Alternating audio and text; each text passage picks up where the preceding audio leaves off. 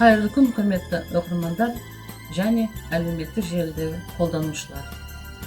2024 жыл бір ел бір кітап республикалық акциясы бойынша қазақ прозасына өзгеше өрнек, ғажайып сыр-сипат әкелген көрнекті қазақ жазушысы, балалар әдебиетінің бәйтерегі Бердібек Ыдырысұлы Соқпақбаев шығармалары жаппай оқуға ұсынылды.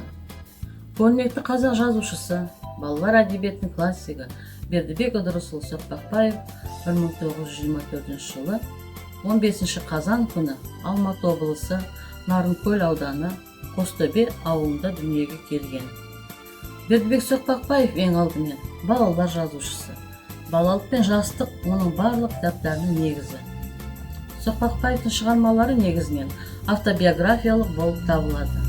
Менің атым Қожа, балалық шаққа саяхат повестер, балаларға арналса, Бозтөбедегі бір қыз бар, жасөспірімдерге, өлгендер қайтып келмейді романы, ересектерге арналып жазылған. Қазақ кино өнерінің алтын қорына енген Менің атым Қожа фильмнің сценарийін жазды.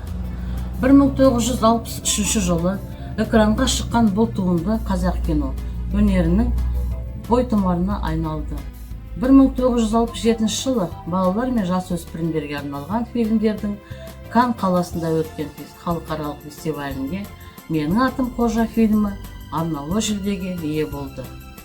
Жазушының шығармалары Бүләк, 16 жасар чемпион, Бақыт жолы, Алыстағы ауылда, Менің атым Қожа, Бозтөбеде бір қыз бар, Әпенденің айласы, Балалық шаққа саяхат, Дала жұлдызы, Аяжан, Қайдасың Гаухар повестерін жазды.